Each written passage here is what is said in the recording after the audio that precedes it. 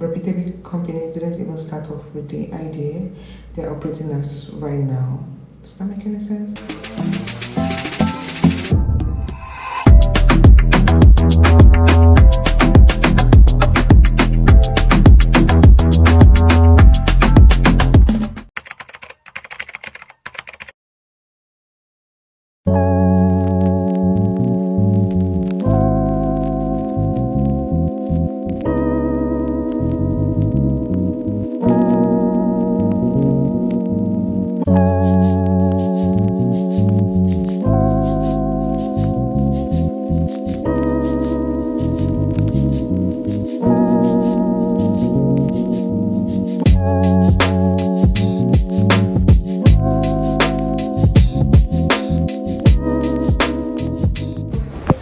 Guys, good morning.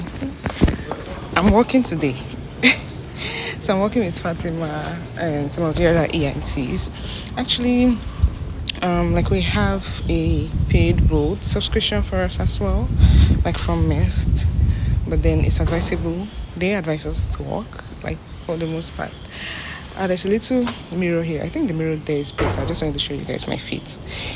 Yeah, I like today's feet. I like today's feet. I like today's feet. Good morning. Good morning. I love. So yeah, let's walk to school.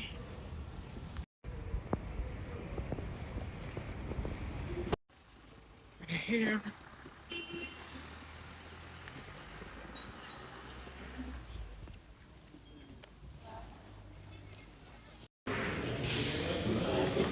What you especially do, but also looking for people that are the same. Yeah, obviously that kind of listen to the same content as you do, and also suggest other content that maybe you've not seen. Yeah. But they, since you guys watch like 80% the same content, they're assuming that the remaining 20%, you might also be interested in it because of this. So AI is generally best at recommendation. Yeah. So what should we call that? Because that has to do with algorithm as well. Yeah, recommendation systems like AI is like it's capable of doing Okay, recommendations. recommendation systems.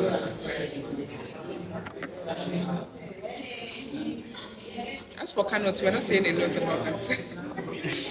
But I think for Canot, it all boils down to the fact that like AI cannot act on its own. Like it always needs human intervention and also like context, like or I'll just say more context or more information to like kind of give you relevant reply or answers if you're looking for some. Okay, I think we have 4 things that AI can do. Good. We have one thing that AI cannot do. Okay, one thing AI cannot do. Okay, so on AI cannot do. You can talk about the fact that the information the AI have or the response the AI can give you is about the information they get. So they don't have like information. Good context on Yeah, them. yeah. They tend to Like they tend to hallucinate, assume yeah. exactly. Let's say for example you have a particular problem you want to solve, right? And you're looking to use AI to solve that problem, right? If you cannot prompt the AI as effective enough, like tell Yes. the AI the full context, it will give you another thing entirely. So you should be able to give proper context. So without proper context or without proper data or proper I think we can come back to this later if back. we all think of something. But for now, Well, let's work on questions. the last question. So the question is here. I've already typed it out. Okay, great time. So the last. Please, we have also shared the questions with you. Email, right? So in case it goes off. Okay.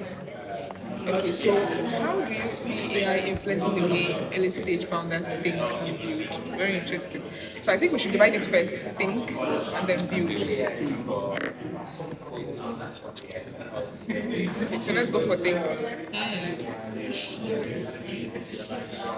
Very interesting. So how do you see AI influencing the way early stage founders think? Wow. We cannot remove the fact that early stage founders make use of AI to search for ideas, right? Explore the idea. There are things I've done very well. Now, what I mean by that is that and just sat down like what are some ideas like that require AI that I want to, I can build. You understand? To brainstorm, right? Yeah, I will ask AI that give me some ideas, right?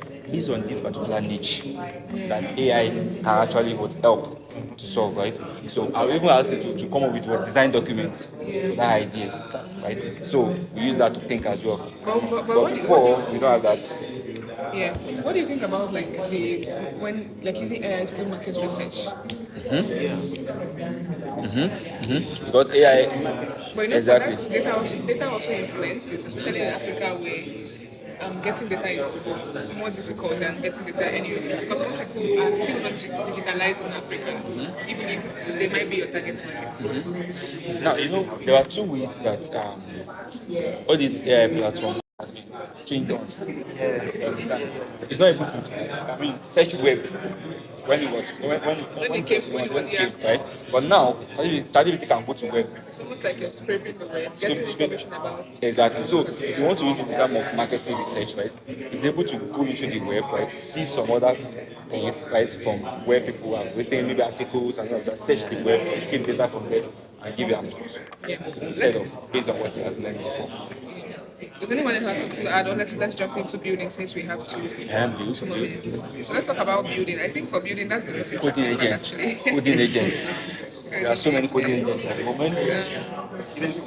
Facilitate. Yeah. So marketing content. Coding agents. At least I find that use And coding like it just agents helps a them to lot. bootstrap. Yeah, Like yeah. exactly, yeah. And some things that they would have usually hired for because since they're still early stage, And AI is they also don't have perfect enough for they building don't have enough funding to hire. minimum viable products at the moment now. So MVP. All these MVP, all these lovable, what do you call lovable, they can build fast websites for you now without any. Yeah. So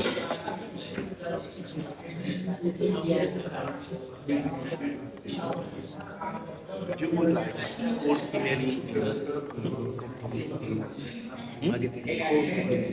Cold emailing. code, Email. emailing, yeah, exactly.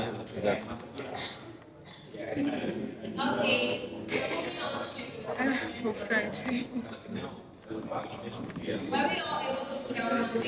Yes, We're always together in a team. If we're together in a team again, I'll question it. I think it was because the way they. Yeah. How my speed Are we and all in balance support with of the first thoughtful. question? Yeah. So this one we are talking about AI and speed, right?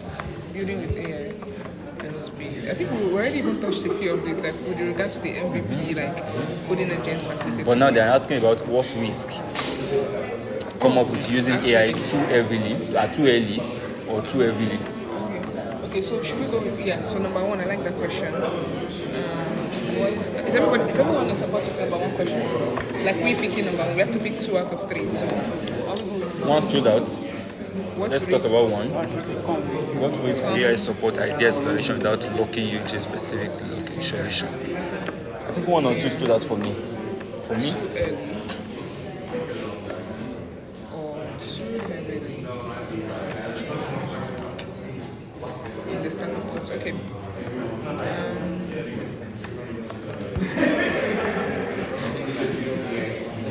So are we going with 1 and 2? The last time we chose 1 and 3. What do you think?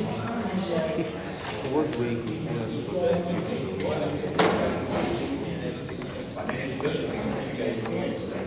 because as for me, if you ask me, AI cannot lock me into a specific solution. You are the one in control of AI. AI is not the one in control of you. Yeah. Right?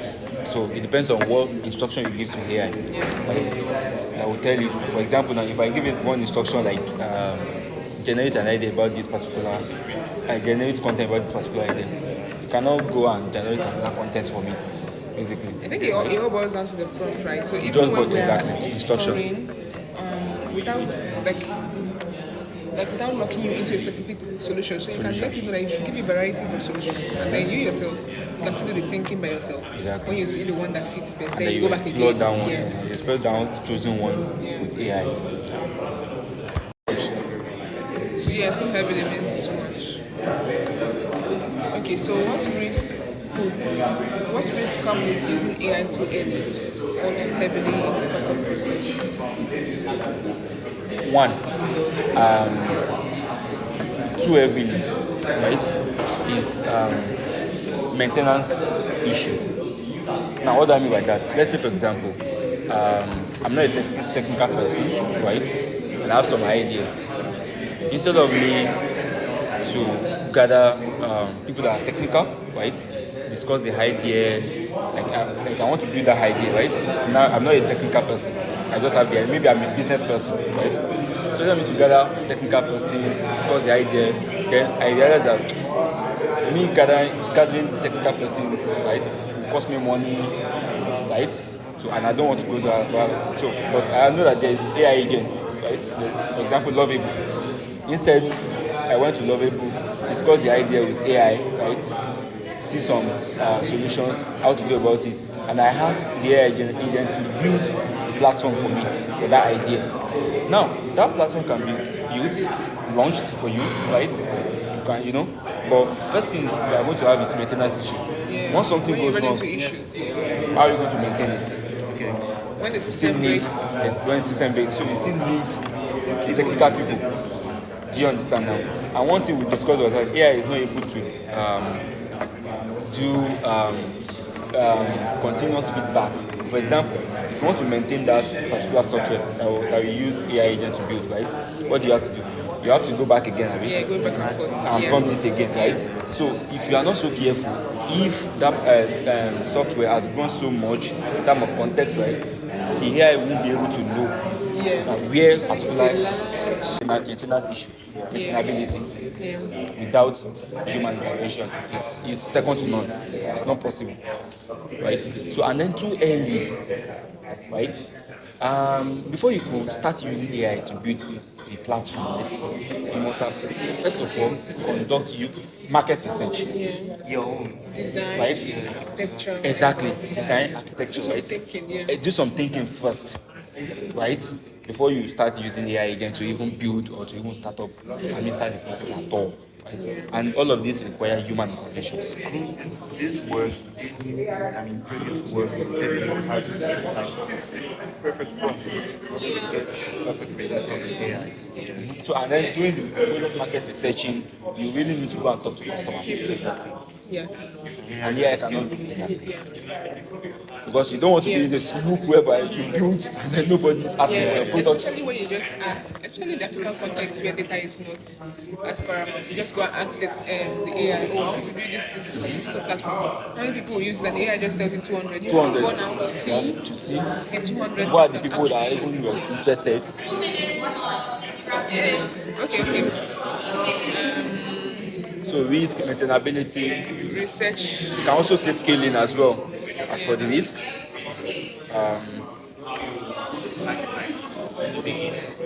And then scaling. Okay, let's talk about the last one. In what ways could AI support idea exploration without locking you into a specific solution? the ways. This boils down to the prompting though. So you can actually tailor your whatever AI agent you are using. There are some content that you yourself might not be able to think of in terms of that idea. But AI can go deep, right, and And tell generate you, those okay, content. have you considered Yeah, this? Yeah. exactly. So we can also write that as well. Deep content generation on idea.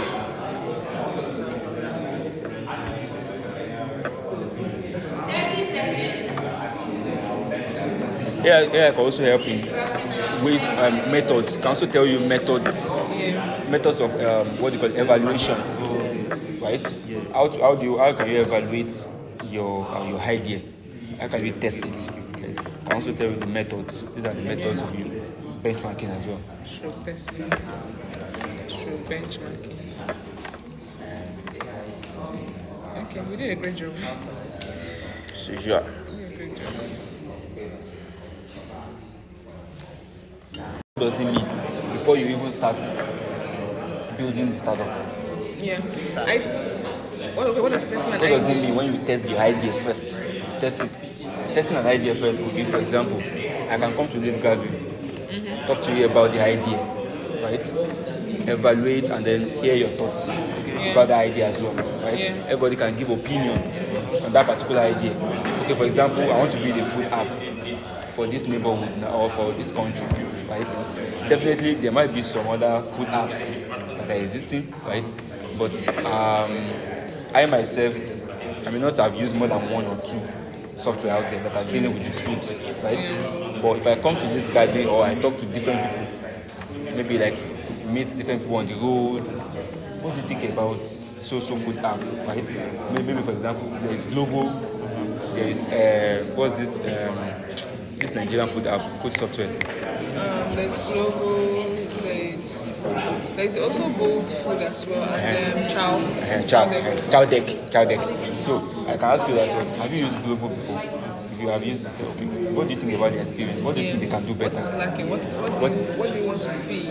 Do you get what do you want to see? That what Glovo is not building or is not part of that. Or can you compare Chowdeck and Glovo for me? Yeah, what makes which one are you using and what makes you use that over? So when we're talking about testing the idea, we're not talking about the stage when we talk about MVP. I think the MVP should kind of be ready. No. Because this is an idea means people have to start using. That's how you test, that's how you get.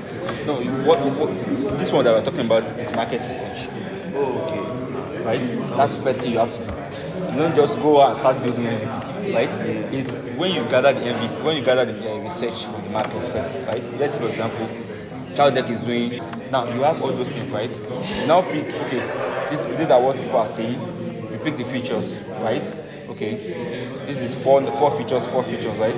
People don't like feature 1 in Glovo. They like feature this one, Chowdeck very well. Okay, so now what can we do better in that feature, right? Okay, we've gathered all of that, right? We decided to build 4 features for MVP based on what people are saying, right? That means that what this one is lacking, you want to incorporate it in your own. Definitely, right? Because when you build a food app, definitely people must be able to order. And all software for food app, they're also based on ordering. But you want to ensure that the customer's orientation regarding ordering is better. Yeah. Do you get it now? So you do it in a better way. Do you get it? So once you gather that, then you go ahead, right? Now, what they're saying, what does testing an idea mean before a startup formally exists? When a startup formally exists, for a startup to formally exist means that there are a couple of things. 1, you have the minimum viable products. 2, you also have registration. Yeah, so I wanted to registration of company. Do you get it now? I also wanted to come in terms of, so you also having like a waiting list. You put it down there, we are building this kind of this kind of application. If join the waiting list if you would like to use. Maybe even putting out like a brief video about like what the application is about. Exactly. Like, because so those are the demo, people in your waiting list DB that will be your first customers. Yeah. For pilot testing and your pilot testing and all that. Exactly. Yeah. After MVP, you reach out to them, send an email, call them. You have these. You want consent that you really want to test this idea.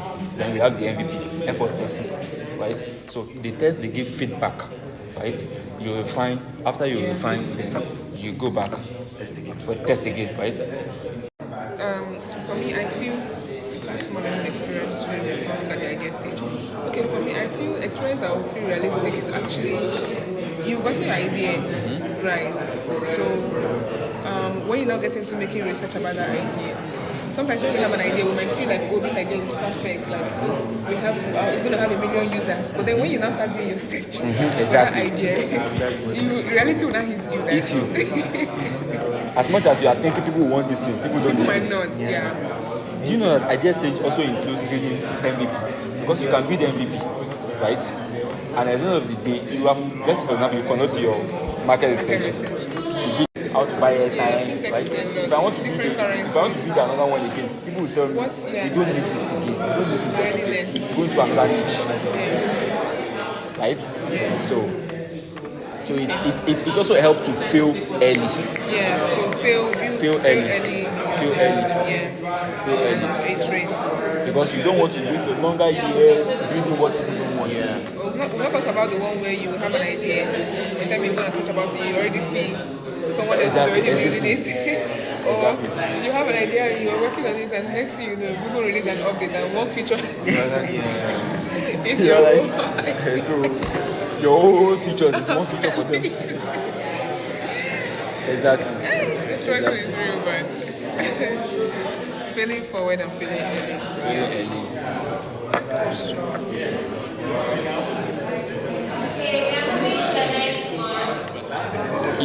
Okay, let's go. So Design thinking and problem exploration. So should we go with how has your understanding of what makes your problem work? we are going with 1 and 2. Alright, so let's go. That's the first question we're answering. How has your understanding of what makes a problem worth solving? Is every problem worth solving? Is every problem worth solving? What makes a problem? You're not saying every problem. What makes a It's just a problem worth question I'm solving? throwing out. Like, is every problem worth solving? No. Why? It's not possible. Why is that? One, what you are thinking as a problem can actually be a problem. It's just because you have not researched about that problem. Do you get it? Do you get it? For example, now, I've not been to Ivory Coast, or you are in Ivory Coast. I might be thinking, maybe I read something about Ivory Coast that they are lacking, right?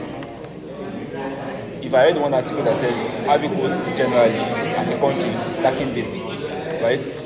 There might be thousands of other articles out there that says that thing is not, they are not lacking it. Or even if they say Ivory Coast, it might just be a small town in Ivory Coast that lacking. So you yourself have not been to Ivory Coast to talk to Ivory Coast. What do you call Ivory Coast people? Ivorian. So you've not been there to talk to them. So it depends on how deep you conduct your research, right? So to know that is this problem worth solving for them or not.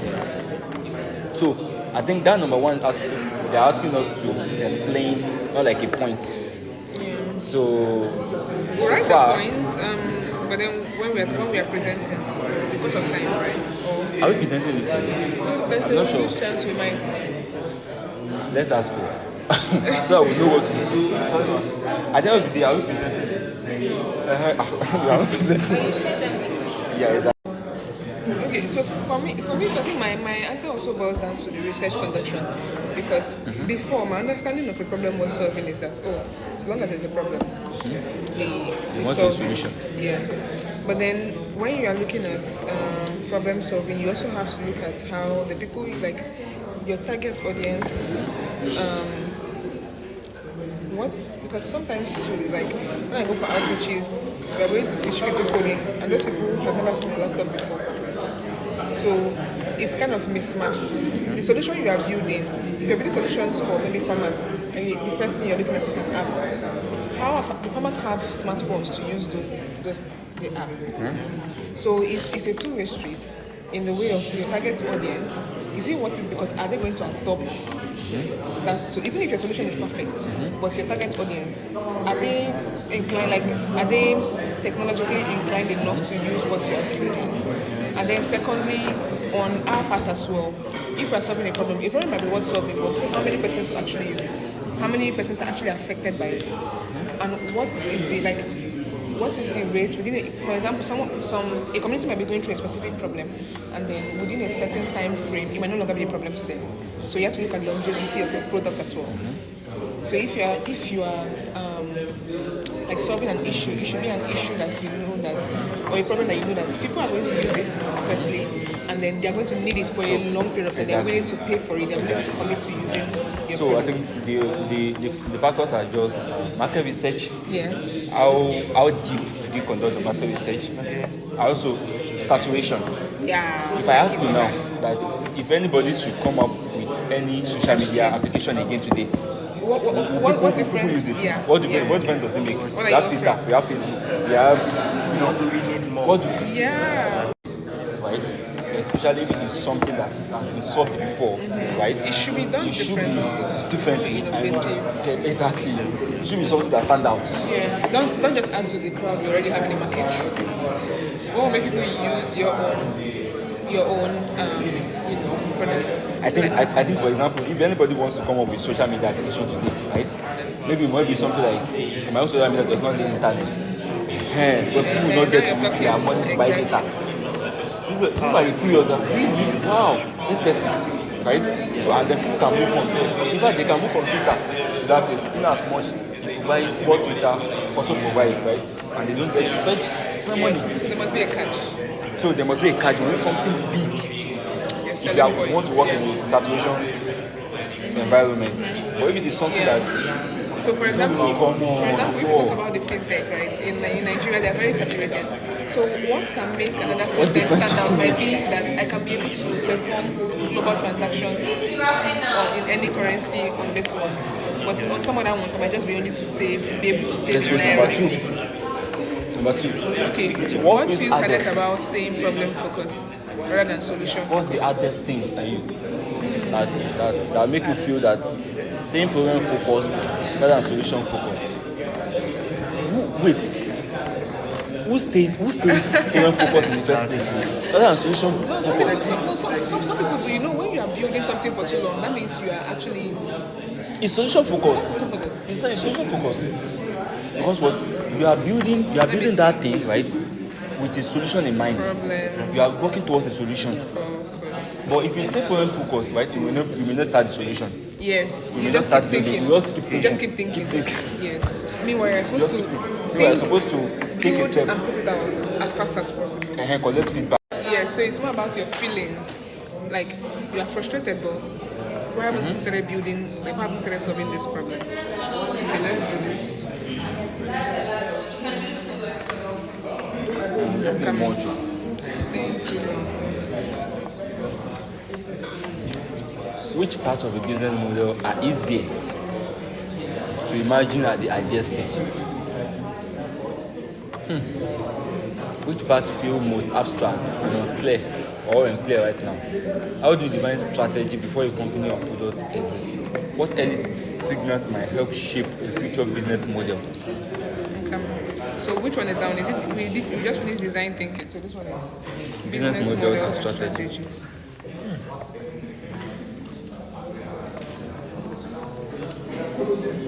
What are the structure of a business model in the first place? You need to know the tags of business because they're asking which part of the business model feel easiest to imagine at the idea stage. Okay. So for business models, more like a company's blueprints, right? We have value proposition, customer segments, channels, customer relationships, revenue streams, cost structure.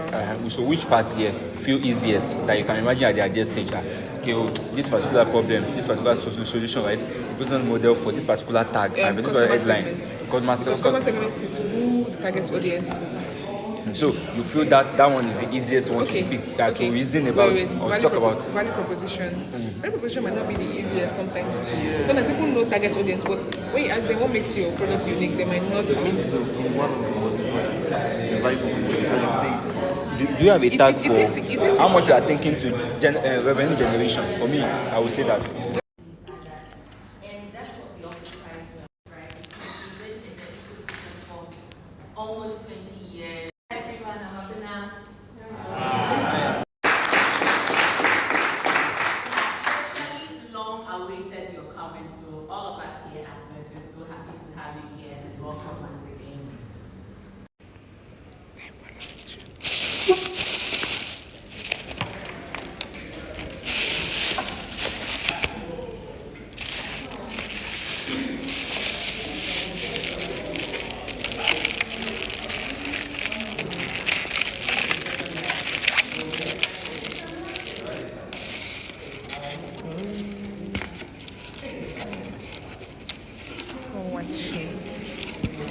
Very. Yes.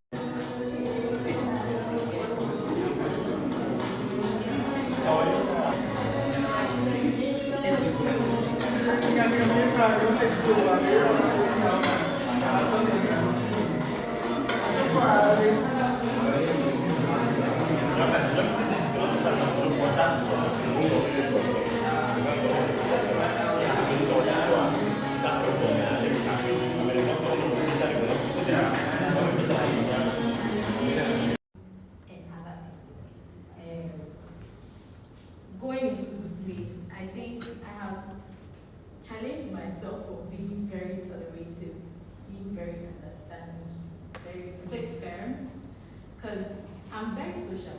Women empowerment, so you can just leverage and fly with it. But then We should go and figure it out. We should go and look for problems. Like Go and look for problems. yeah, like several sectors. Like look for problems in healthcare, look for problems in education, and then solve it. Yeah.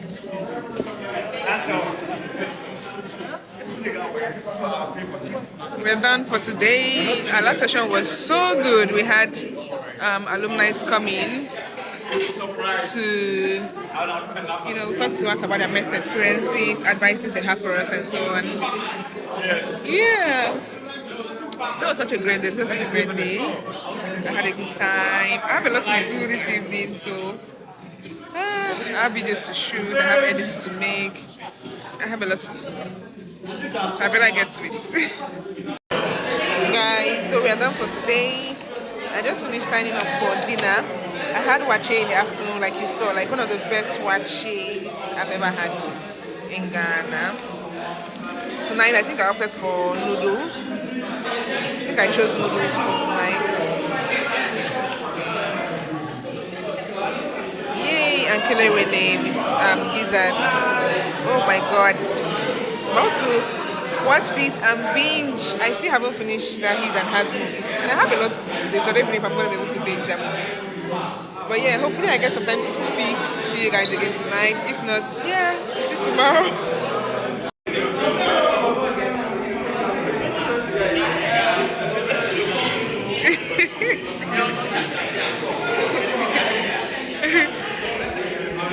Senegal is playing today against Egypt, so yeah, we are rooting for the Senegalese.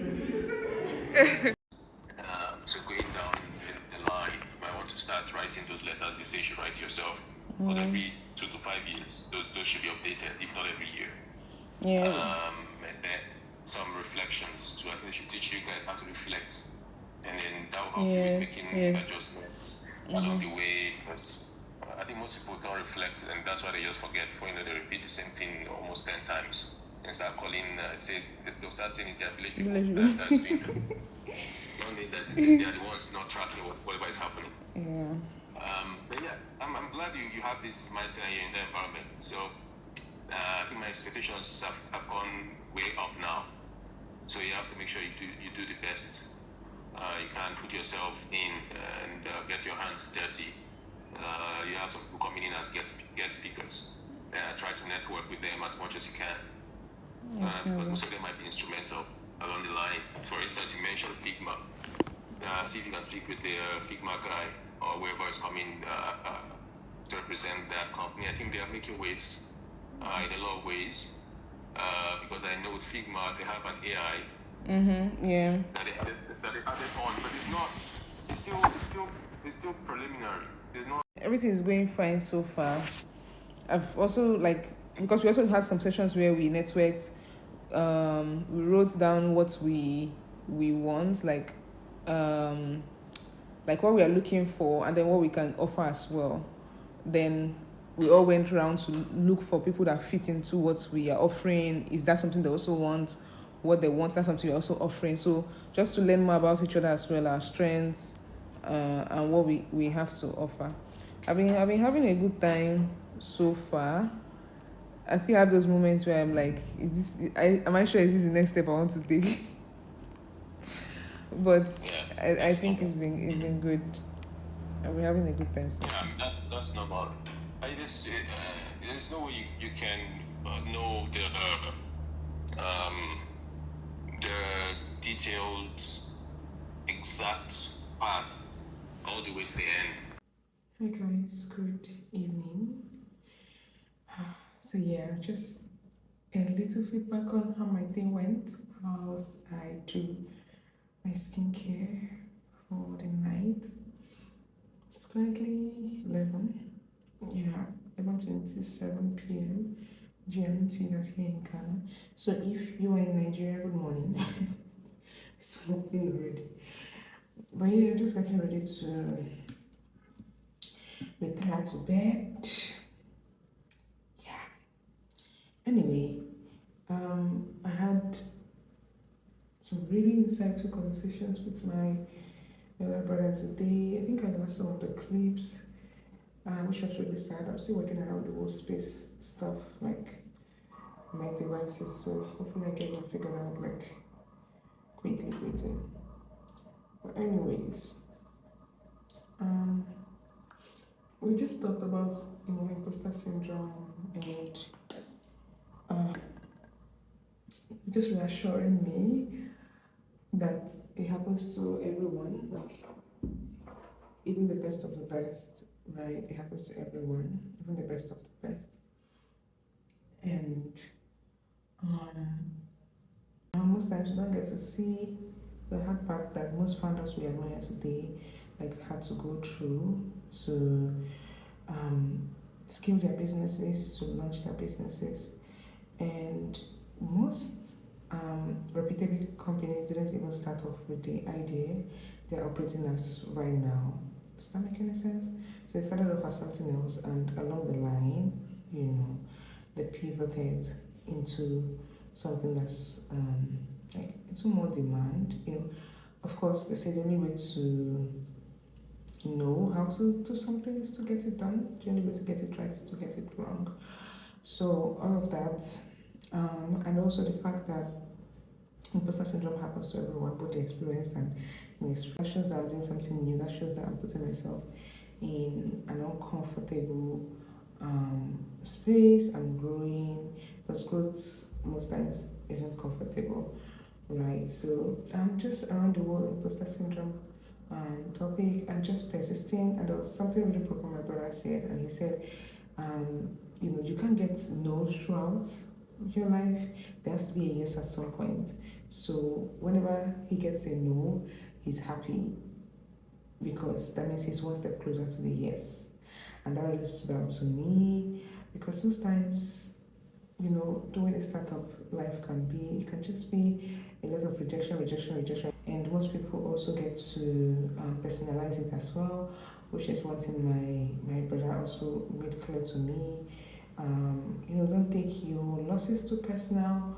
Don't say you are a failure. The idea, maybe the decisions, the choices made failed, not you as a person, right? You're still whole no matter, the outcome of what you're building. And so just have fun.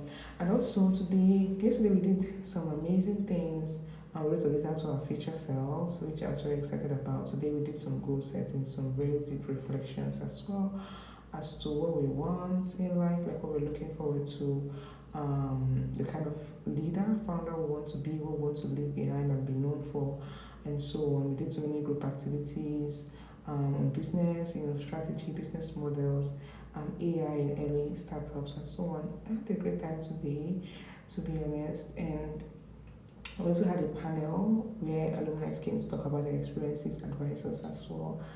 And it was just good because most of the panelists I had already known from community work I've done, and I was like, oh my god, I was just happy to see them. And I was just happy to see them. And so looking forward to tomorrow and everything we get to learn tomorrow. So I think we have a special session for women, like on leadership and stuff tomorrow, like the females, the ladies in at MEST, like for the MEST AI Startup program. And I love the fact that they are also like putting more effort into us, and running programs peculiar to us as well as women in STEM in the space.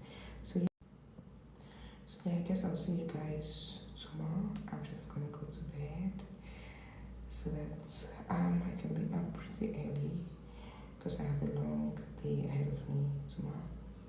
So good night.